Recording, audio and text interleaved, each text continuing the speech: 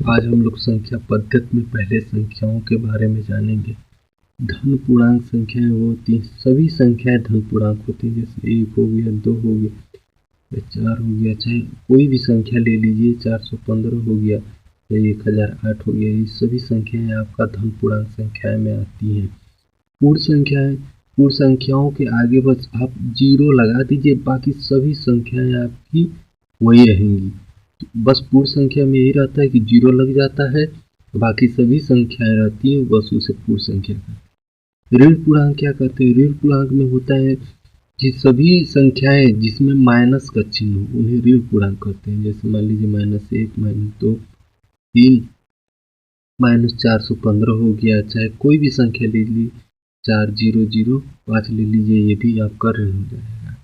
अब आते हैं पूर्णांक संख्या। पूर्णांक संख्या वो कहते हैं जो धन पूर्णांक, पूर्ण संख्या, ऋण पूर्णांक, ये तीनों प्रकार की संख्याएं पूर्णांक संख्या में आती हैं। जैसे मान लीजिए 1, 2, 3 आ गया, चाहे इसमें 0 भी आता है, -1, -2, -3, -4, सभी संख्याएं आती हैं। ये तीनों प्रकार की संख्याएं पूर्णांक संख्याओं में आ सकती हैं। सम संख्याएं वो होती हैं जो 2 से कट जाए। जैसे मान लीजिए 2 हो गया, 4 हो गया, चाहे 412 लिख लीजिए, चाहे 1008 लिख लीजिए, ये सभी संख्याएं आपकी सम संख्याएं होती हैं। मतलब जो वे संख्याएं जो 2 के पहाड़े में आती हैं या 2 से कट जाती हैं, वो सभी संख्याएं सम संख्याएं होती हैं। अब आते हैं विषम संख्या में। विषम संख्याएं वो होती हैं जो 2 से नहीं कटती, मतलब 2 के काटने के बाद जो संख्याएं बच जाती हैं वो विषम संख्या आती है। जैसे 1 हो गया, 3 हो गया, 5 हो गया, 7 हो गया, 11 हो गया, 13 हो गया, ये सभी संख्याएं विषम संख्या में आती हैं। अब आते हैं भाज्य संख्या। भाज्य संख्या वो कहते हैं जो एक को छोड़ के और खुद को छोड़ के बाकी किसी भी संख्या से भी भाज्य हो जाती है। जैसे मान लीजिए 3, 3 जो है केवल 1 और 3 से कटता है, इसलिए, और किसी संख्या से नहीं कटता, इसलिए भाज्य संख्या नहीं हो गया। अब मान लीजिए 4 हो गया आपका, 6 हो गया, ये देखिए 4 से भी कटता है, 1 से भी कटता है, ये तो सही है, लेकिन ये 2 से भी कटता है। 6 हो गया, ये 2 और 3 के पहाड़े में आता है। 15 ले लीजिए, ये 3 और 5 से कट जाता है। 16 ले लीजिए, ये 2 से, 4 से, 8 से भी कट जाता है, इसीलिए भाज्य संख्या आती है। अब आते हैं आगे वाली संख्याओं में। अभाज्य संख्या। अभाज्य संख्या उन्हें कहते हैं जो खुद से कटे या तो 1 से कटे। जैसे हम ऊपर ले लिए थे 3, 3 या तो 3 से कटेगा या तो 1 से कटेगा और किसी से नहीं कटेगा, इसीलिए अभाज्य संख्या हो गया। अब ले लीजिए आप 2 ले लीजिए, 2 भी एक से कटेगा और 2 से कटेगा। यही एक सम संख्याएं है जो अभाज्य संख्या में आती है। पूछता है कभी कभी कि ऐसा कौन सा सम संख्या है जो अभाज्य है, तो यही एक संख्या है, मतलब 2 ही ऐसा संख्या है जो अभाज्य संख्या में आते हैं। अब ले लीजिए, मान लीजिए 5, 5 केवल 1 से कटेगा या तो 5 से कटेगा और किसी से नहीं कटेगा, इसीलिए इसे अभाज्य संख्याओं में लिखा जाता है। अब आगे भी ऐसे 11 ले लीजिए आप, 13 ले लीजिए, 17 ले लीजिए। अभी हम आगे देखेंगे कि अभाज्य संख्याएं कैसे ज्ञात करें। अब आते हैं सहभाज्य संख्याओं में। सहभाज्य संख्याओं 2 या 2 से अधिक संख्याओं का युग्म रहता है। जैसे मान लीजिए 2 और 3 का युग्म हो गया। ये सहभाज्य संख्याएं वो होती हैं जो एक संख्या से दोनों न कटे, उसे ही सहभाज्य संख्या कहते हैं। जैसे मान लीजिए ये 2 2 से कटेगा, 3 3 से कटेगा, यहाँ पे हम ले लेते हैं 4 ले लेते हैं, 5 ले लेते हैं। ये 2 से कट जाएगा, 4 से कट जाएगा, लेकिन ये 2 और 4 से नहीं कटेगा।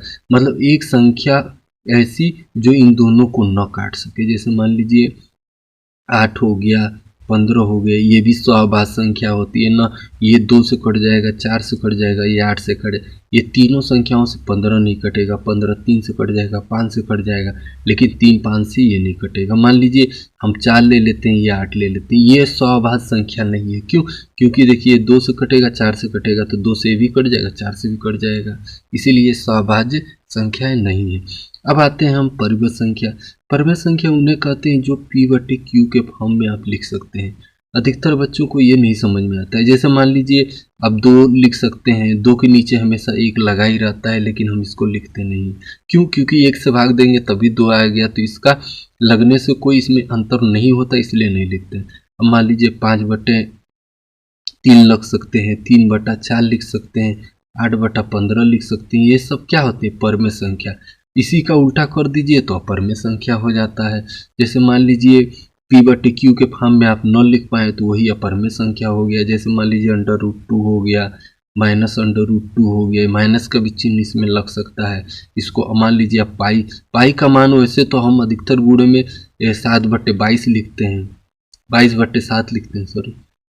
तो ये 22 अगर 7 के फॉर्म में लिखेंगे तो ये परमेय में आएगा, लेकिन 22/7 को परमेय संख्या पाई को हम अपरमेय इसलिए लिखते हैं क्योंकि इसका मान होता है 3.14 और आगे संख्याएं लिखी रहती है, इसीलिए हम अपरमेय संख्या। अगर हम इसको 22/7 लिखते हैं तो ये p/q के फॉर्म में लिख दिया गया, इसीलिए इसे परमेय संख्या कहते हैं। अब आते हैं, जैसे मान लीजिए √15 हो गया, ये भी अपरमेय है क्योंकि इसको हम तोड़ेंगे तो इसका मान सटीक नहीं आ पाएगा। अब आते हैं वास्तविक संख्याओं में। अब हम देखते हैं वास्तविक संख्या। वास्तविक संख्या उन्हें कहते हैं जो परमेय संख्या और अपरमेय संख्या दोनों प्रकार की संख्या वास्तविक संख्या होती है। मतलब जैसे मान लीजिए 2 हो गया, ये इसमें लिख सकते हैं, √2 भी इसमें लिख सकते हैं। मतलब इन दोनों परमेय और अपरमेय संख्याएं इसमें आती हैं। इसका अलग से कोई परिभाषा नहीं होता है, बस ये दोनों संख्या एक कैटेगरी में आ जाए तो वही वास्तविक संख्या होती है। अब आते हैं क्रमागत पूर्णांक संख्या। क्रमागत का मतलब होता है क्रम से संख्या लगा हो, बीच से ना हो। मान लीजिए 1 है तो इसके आगे 2 होगा, इसके आगे 3 होगा, ये क्रमागत है। मान लीजिए हम ले लेते हैं 10 ले लेते हैं तो इसके आगे 11 आएगा, ये 12 आएगा, ये क्रमागत है। न कि हम यहाँ पे 13 लिख दें, यहाँ 15 लिख दें और यहाँ पे 16 लिख दें, ये क्रमागत नहीं है क्योंकि यहाँ पे 2 का अंतर है और यहाँ पे 1 का अंतर, मतलब अंतर क्रम से हो। अगर यहाँ 13 है तो ये 14 हो, तभी इसे क्रमागत संख्या कहते हैं।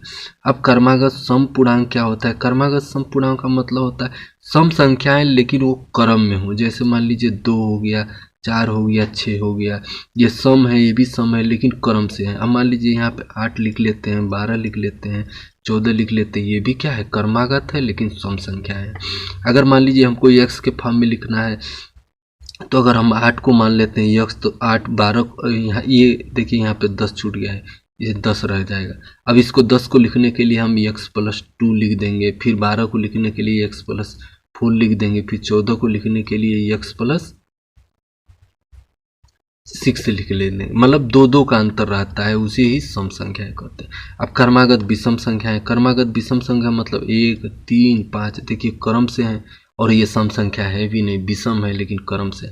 मान लीजिए हम 1 को अगर x लिख देते हैं, हम x के फॉर्म में विषम संख्याएं लिखते हैं। जैसे मान लीजिए एक को हम 1 से लिख दिए तो 3 लिखने के लिए इसमें 1 में 2 जोड़ना पड़ेगा और फिर 5 लिखने के लिए x में 4 जोड़ना पड़ेगा। ये हमारा क्रमागत विषम संख्या होते हैं। अब हम देखेंगे अभाज्य संख्या। अभाज्य संख्या हम वही पढ़ लिए कि ऐसी संख्याएं या तो 2 से, या तो खुद से कटे या तो 1 से कटे। जैसे मान लीजिए 5 या तो 1 से कटेगा या तो 5 से कटेगा और किसी से नहीं कटेगा, तो ये अभाज्य संख्या होती है। लेकिन अगर वहीं देख लिया जाए 4, तो ये देखिए 4 से भी कटेगा, 1 से भी कटेगा, लेकिन 2 से भी कट जाएगा, तो ये आपका अभाज्य संख्या नहीं है। अब यहाँ हम लिखेंगे अभाज्य संख्या। कैसे पता करेंगे कि कोई संख्या अभाज्य? मान लीजिए छोटी संख्या हो तो हम तो पता कर लेते हैं, लेकिन अगर बड़ी संख्या दे दिया जाए तो कैसे? मान लीजिए जैसे 59 है, 59 है तो 59 को कैसे पता करेंगे कि ये अभाज्य संख्या है? या तो हम शुरू से पहाड़ा पढ़ते जाएं, देखें 1 के पहाड़े में आता है कि नहीं आता है, 2 के पहाड़े में आता है कि 3 के पहाड़े में आता है, 4 के पहाड़े में आता है, या तो उसी तरह 58 तक हम पहाड़ा पढ़ें कि उस पहाड़े में आता है। नहीं तो इसका एक ट्रिक होता है, मान लीजिए इसके बाद वाला एक वर्ग देखते हैं। मान लीजिए 59 के बाद वाला वर्ग क्या होता है? वर्ग का मतलब होता है कि ऐसी संख्या जिसका स्क्वायर हो। 59 के बाद का वर्ग होता है 64, और 64 संख्या कितना होता है? किसका वर्ग होता है? 8 का। 8 मतलब 8 अठे 64। अब 8 के नीचे जितनी भी अभाज्य संख्याएं रहेंगी, अगर इससे उससे वो कट जाएगी तो ये भाज्य संख्या है, अगर नहीं कटेंगी तो अभाज्य संख्या है। जैसे मान लीजिए 2 है, 3 है, 5 है, 7 है। 8 के नीचे कितनी अभाज्य संख्या है? 4 है। अब इससे हम इसको काटेंगे, 2 से काटेंगे नहीं कटेगा, 3 से काटेंगे नहीं कटेगा, 5 से काटेंगे नहीं कटेगा, 7 से काटेंगे नहीं कटेगा, तो ये क्या है? अभाज्य संख्या। इसी तरह हम एक और ले लेते हैं। मान लीजिए सबसे कन्फ्यूजन वर्ड होता है 87। 87 के बाद किसका वर्ग होता है? 100 का। ये 10 का वर्ग होता है, ठीक है। अब 10 के नीचे अभाज्य संख्या ले लेंगे। जैसे मान लीजिए 2 हो गया, 3 हो गया, 5 हो गया, 7 हो गया और बस 4 अभाज्य संख्या, 2 से नहीं कटेगा, 3 से देखिए कट जाएगा, 3 दूना 6, 2 बचा 3 9 27। ये अभाज्य संख्या नहीं है, ये भाज्य संख्या है। इसी तरह मान लीजिए अब आप पता करें कैसे, आपको लगेगा कि कैसे वर्ग करने हो। अगर आप बेसिक से पढ़ेंगे तो बेसिक से भी इसमें पढ़ाया जाएगा, लेकिन अभी वर्ग समझिए। वर्ग वाले क्लास में हम वर्ग और घन, घनमूल हर प्रकार का बता देंगे। आगे देखते हैं।